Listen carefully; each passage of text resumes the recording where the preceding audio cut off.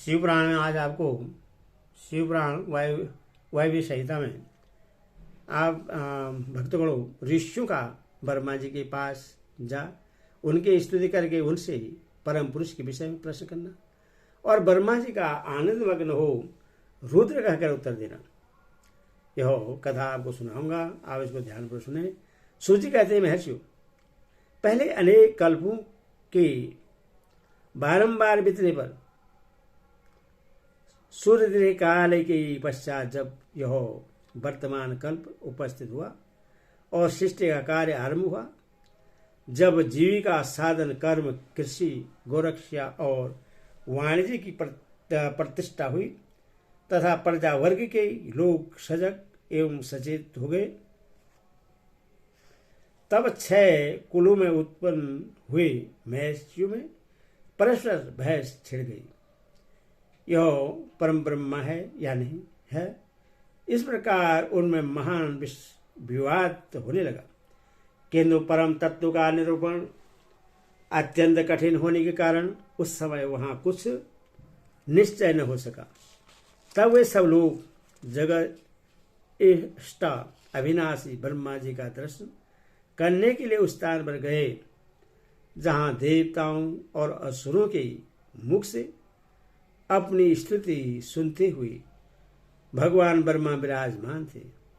देवताओं और दानवों से भरे हुए सुंदर रमणीय मेरु शिखर पर जहाँ सिद्ध और चारण परस्पर बातचीत करते हैं, यक्ष और गंधर्व सदा रहते हैं, विहंगों के समुदाय कलरव करते हैं, मणि और मूंगे जिसकी शोभा बढ़ाते हैं तथा निकुंज कंदराएं छोटी गुफाएं और अनेकानेक निर्झर जिससे शोभित करते हैं। एक ब्रह्मवान नाम से प्रसिद्ध वन है, उसमें नाना प्रकार के वन्य पशु भरे हुए हैं। उसकी लंबाई 100 योजन और चौड़ाई 10 योजन की है। उसके भीतर एक रमणीय सरोवर है जो सुस्वादु निर्मल जल से भरा रहता है। वहां के रमणीय पुष्पित वृक्षों पर मत वाले भौरे छाए रहते हैं। उस वन में एक मनोहर एवं विशाल नगर है जो प्रातः काल के सूर्य की भांति प्रकाशित होता रहता है। वहां दुर्दर्श शक्ति से युक्त बलाभिमानी दैत्य दानव तथा राक्षसों का निवास है। वह नगर तपाए हुए सुवर्ण का बना जान पड़ता है। उसकी 4 दीवारियां और सदर फाटक बहुत ऊंचे हैं। छोटे बुर्जों, ढालों छतों, आवास स्थानों तथा सैकड़ों गलियों से उस नगर की बड़ी शोभा है।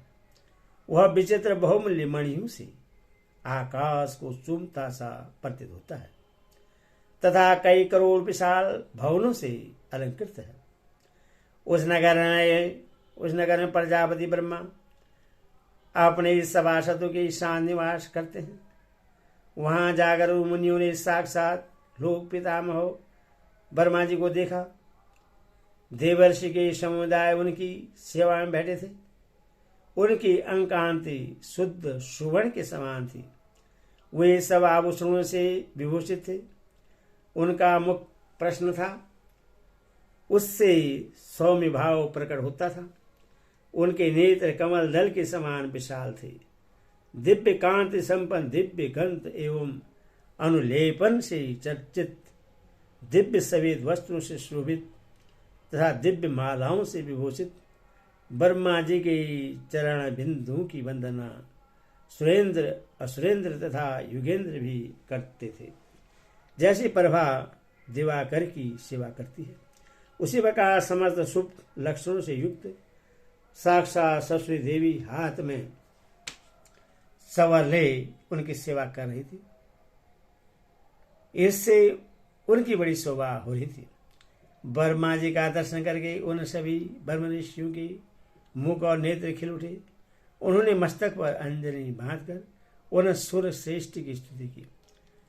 ऋषि बोले, संसार की सृष्टि पालन और सहार के हेतु 3 रूप धारण करने वाले आप पुराण पुरुष परमात्मा ब्रह्मा को नमस्कार है। प्रकृति जिनका शरीर है, जो प्रकृति में शोभ उत्पन्न करने वाले हैं तथा प्रकृति रूप में 23 विकारों से युक्त होने पर भी जो वास्तव में निर्विकार है, उन ब्रह्मदेव को नमस्कार है। ब्रह्मांड जिनकी देह है, तो भी जो ब्रह्मांड के उदर में निवास करते हैं तथा वहां रहकर जिनके कार्य और करण समय रूप से सिद्ध होते हैं, उन ब्रह्मा जी को नमस्कार है। जो सर्वलोक स्वरूप तथा समस्त लोगों के इष्टा हैं, जो संपूर्ण जीवों का शरीर से संयोग और वियोग कराने में हेतु है, उन ब्रह्मा जी को नमस्कार है। नाथ पितामह आपसे और संपूर्ण जगत की सृष्टि, पालन और सहार होते हैं तथा माया से आवृत्त होने के कारण हम आपको नहीं जानते। सूची कहते हैं, उन महाभाग महर्षियों के इस प्रकार स्तुति करने पर ब्रह्मा जी उन मुनियों को आहार प्रदान करते हुए गंभीर वाणी में इस प्रकार बोले। ब्रह्मा जी ने कहा, महान सत्व गुण से संपन्न महाभाग महातेजस्वी महर्षियों, तुम सब लोग एक साथ यहाँ किस लिए आए हो? ब्रह्मा जी के इस प्रकार पूछने पर ब्रह्मवेताओं में श्रेष्ठ उन सभी मुनियों ने हाथ जोड़कर विनय भरी वाणी में कहा, मुनि बोले, भगवान, हम लोग अज्ञान के महान अंधकार से आवृत हो खिन्न हो रहे हैं।